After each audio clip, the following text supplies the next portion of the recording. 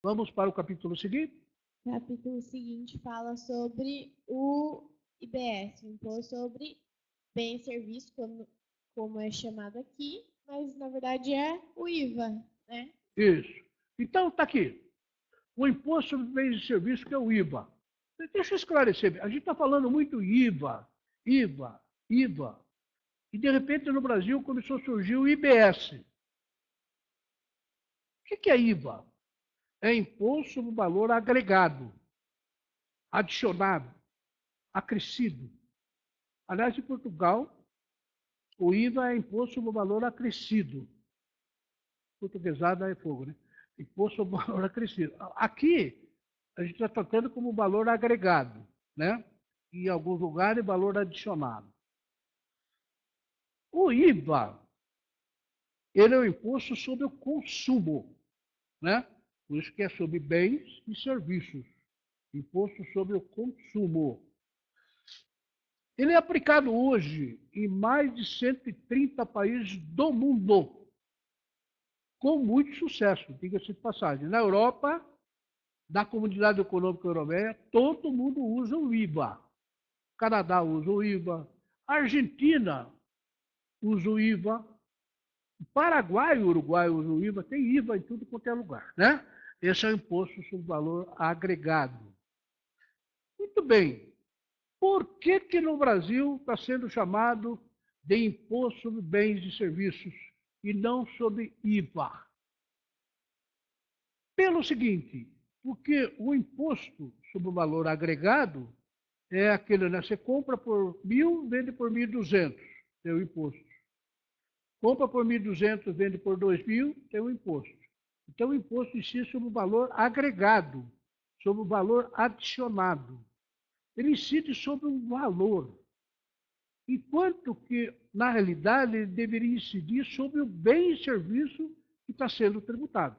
É como, por exemplo, aqui no Brasil nós temos imposto sobre circulação de mercadorias e serviços, imposto sobre produtos industrializados. Né? Nós nominamos isso. Por quê?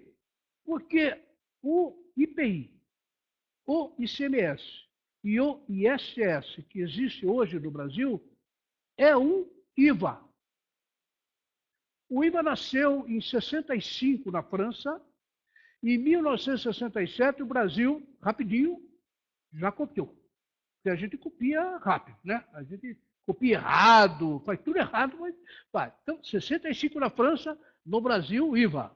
Só que o IVA com nome diferente. Nós dividimos o IPI, que é para ficar para a União, o ICMS, que é para ficar para o Estado. Na época, o ICM só, né? O S veio depois. Mas os dois são IVA. Por quê? Porque os dois incidem sobre bens e serviços. Né? O IPI sobre bens industrializados e o ICMS sobre bens de serviços também, de transporte e comunicação. Mas, na realidade, são IVA. Certo?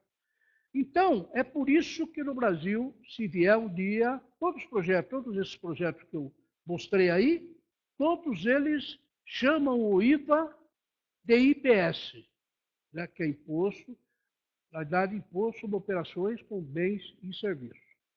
Vamos chamar, é o apelido do IVA, né? Sei lá, quem tem intimidade com o IVA chama ele de IBS. E a gente vai ter intimidade que vai pagar isso direto. Tá? Então, esse imposto é o IBS. Muito bem, isso está no capítulo 4, está naquela entrevista do Paulo Guedes. E o que ele fala aí, Júlia? A criação do IBS, Imposto sobre Bens e Serviços, ou seja, o IVA, baseado no projeto do economista Bernard Api, do CCIF, imposto que substituiria 5 tributos: o ICMS, o ISS, o IPI, PIS e a COFINS. O IBS teria as seguintes características. Continuo? Muito bem, vejam que a ideia, isso o Paulo Guedes está tá tentando usar o projeto do API, né, que é a CCIF. É o imposto que substituiria 5 tributos. o ICMS estadual, ISS municipal, IPI da União, o PIS e a COFINS também da União. E depois tem várias características aqui que nós vamos discutir. Vejam, gente, eu fico pensando se um dia o Brasil realmente implantar um IVA ou um IBS. Você pode imaginar a consequência disso numa empresa? Por exemplo, ICMS é uma confusão terrível, né? Ora, se você não tiver ICMS mais, eu acho que vai ficar mais fácil. IPI, só a indústria que tem, né? O ISS, só quem presta serviço, tem a ver com a prefeitura, tal. Mas PIS e COFINS, se você revogar o ICMS e se você revogar o PIS e COFINS, você imagina o nível de simplificação no trabalho de controle, determinação e recolhimento desses tributos, que é um só. Eu imagino que é sei lá, é uma revolução. É uma revolução. E é uma revolução para a empresa, nesse sentido, mas é uma revolução também para os que trabalham com essa matéria-prima. Né? Eu não tenho ideia, porque não tivemos isso há muito tempo, não temos agora, mas imagine um escritório de contabilidade hoje. Escritório de contabilidade. Se não tiver o ICMS, se não tiver o PIS e a COFINS, né? Como é que vai funcionar isso internamente, na prestação de serviço, tal? Como é que vai distribuir essas competências, né? E o departamento fiscal? O departamento fiscal que não tem ICMS, não tem IPI, não tem PIS, não tem COFINS, né? Bom, ele vai fazer o IBA. Bom, tem lógica, né? Não vai fazer ICMS, não vai fazer IPI, não vai fazer, mas vai fazer o IBA, né? Talvez seja o caminho natural. Só que tem o seguinte, quais são as características desse IVA ou desse IBS? Quais são, Júlia? Incidiria sobre o consumo de bens e serviços. Ok. Bens e serviços, por isso que chama IBS. O que mais? Desoneraria as exportações e os investimentos. Muito bem. Então, se a empresa exporta, hoje é assim, né? Exportou, não paga ICMS, não paga IPI, não paga PIS e COFINS. Então, desoneraria a exportação. Aliás, isso é um princípio internacional, né? Nenhum país deve exportar imposto, né? Nenhum país do mundo deve exportar imposto para outro. Por uma razão muito simples. Se você está vendendo uma mercadoria para a Argentina, se você cobrar imposto do argentino e o argentino ficar doente, ele vai usar o hospital seu? Não, vai usar o hospital da Argentina. Se o argentino for para a praia, ele desce na estrada argentina, e não a menos que Floripa tem tudo para cá. Né? Enfim, o francês, vai, você vendeu uma geladeira para a França e cobra o imposto do francês. Aí o francês paga o imposto que vem para cá, e se ele ficar doente, se ele for transformar qualquer coisa que ele vai fazer, ele usa o serviço público francês e não o brasileiro.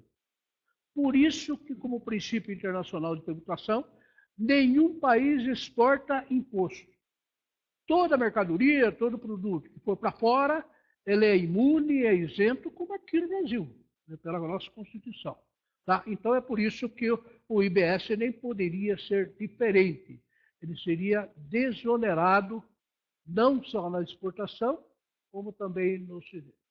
Agora, o que eu queria chamar a atenção para vocês é para as outras características do IVA ou do IBS.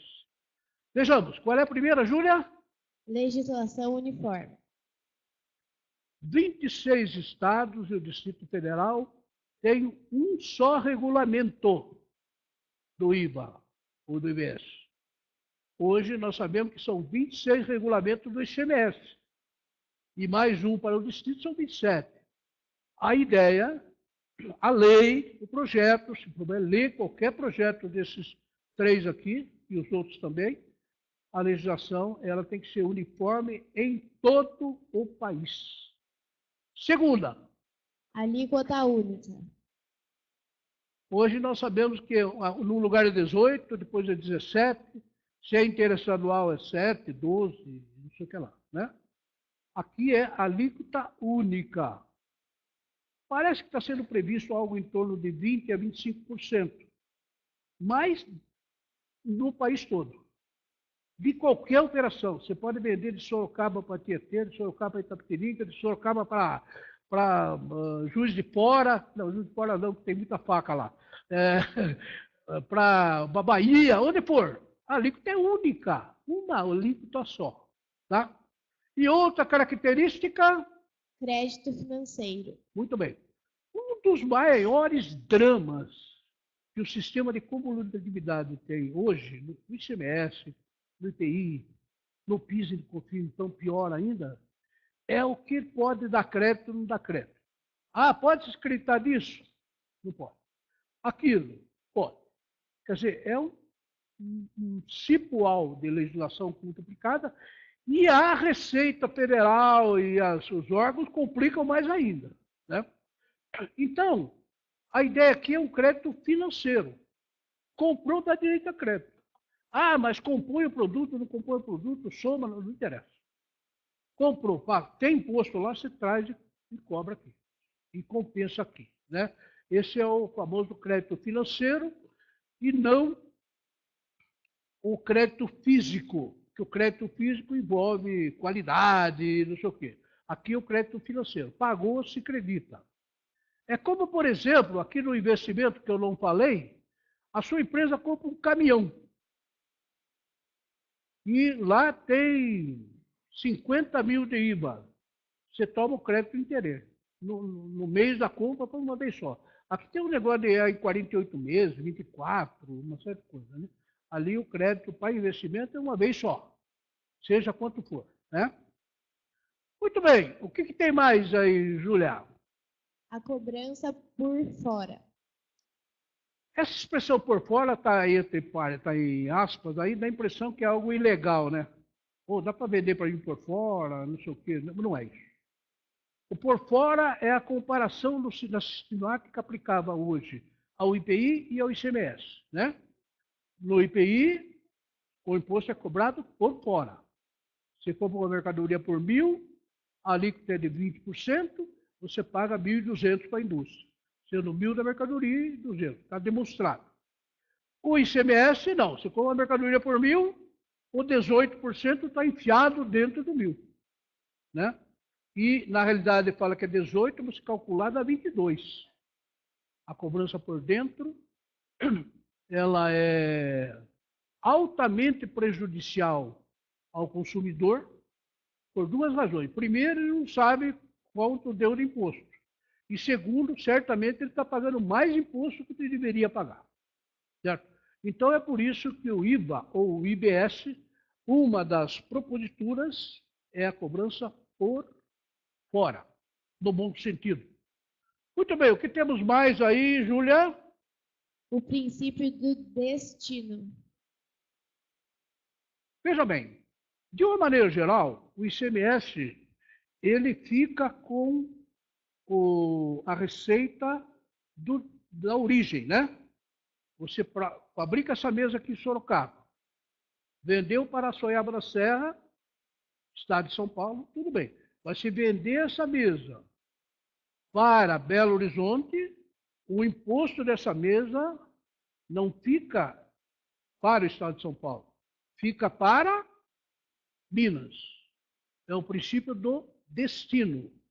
Por que princípio do destino? Pelo seguinte, o imposto não é sobre o consumo. Quem que vai consumir essa mesa? Quem que vai consumir a bolacha? Quem que vai consumir o refrigerante? É o cara que compra, seja onde for no país. Não interessa onde foi fabricado. Né? Então, nós abandonamos o princípio da origem, que vige hoje no ICMS em todo o país, e vamos para o princípio do destino. Então, o beneficiário é quem comprou e consumiu, e não aquele que produziu e vendeu. Ok? Essa é uma dos princípios aqui. Vamos na sequência, Júlia? Nenhum benefício fiscal. Olha, essa história de renúncia fiscal é um problema muito sério no Brasil, né? Quem trabalha com isso sabe bem o que é isso, né? Se você compra um queijo, dependendo do lugar que aquele queijo foi fabricado, pode ser que ele tenha uma alíquota zero, uma redução de base de cálculo, um diferimento, qualquer coisa dessas coisas aí. Né? Existem muitos benefícios fiscais, vantagens fiscais, renúncias fiscais, certo? Que os nossos legisladores dão essas vantagens para isso. Então, a ideia do IBS, né, a ideia aqui é que não haja nenhum benefício fiscal. Bom, isso é muito fácil de falar, né? Então, daqui para frente, não tem mais, né? Não, aquele negócio, né? Ah, Sorocaba vai chamar uma indústria que está em São Paulo para instalar aqui para dar 100 emprego. Então vamos dar isenção do IPTU, se fizer serviço, isenção do ISS e tal. Aí não pode mais, né? Não tem mais benefício fiscal, não tem nenhum. Só que no Brasil tem uns problemas meio sérios, né? Quando se fala, por exemplo, em não conceder mais, já é problemático, né? E tem os futuros aí. E quando se fala de cancelar o que já tem, aí, por exemplo, quem nesse país, tomara que o Bolsonaro tenha cuidado, quem nesse país teria coragem de revogar a Zona Franca de Manaus? Só a Honda tem 40 mil empregados. A Honda. Agora soma todas as empresas de lá. E estão lá por quê? Pelo benefício, pela isenção, por isso, pelo drawback, pelo não sei o que, tal. Agora, não, vamos revogar tudo isso. E aí? Aí a cidade de Manaus declara a independência do Brasil e vai ficar um país chamado Amazonas. Certo? Quer dizer, então é um problema, claro, não tem solução? Tem. Pode demorar 10 anos, 20 anos, né? Os benefícios da Zona Franca de Manaus, vocês sabiam, mas eles foram prorrogados recentemente por 50 anos. Certo? A maioria de vocês já terá morrido quando os benefícios da Zona Franca acabam. Quer dizer, é literalmente uma zona. Sem dúvida nenhuma, é uma zona tributária aquele negócio. E não é só lá, né? Você tem muitos outros benefícios. Então, a ideia do IBS é exatamente isso, é que não haja nenhum benefício fiscal, né? Porque é tal negócio, né? Se você concede isenção para um setor, você vai ter que cobrar no outro, né? O hospital tem que ser mantido, a estrada construída e tal. Então, se um não paga, tem que pagar no lugar. Quem é que paga no lugar? Os outros lá. Normalmente os mais pobres, né? Normalmente a gente aqui. Muito bem, então tem esse problema de você ou impedir, né, o que já é um problema sério, ou você revogar algo que já está em vigência. Esse é o pior drama que existe, né? Mas tem solução, sem dúvida nenhuma. Basta vontade política. E, finalmente, o IBS é tudo digital.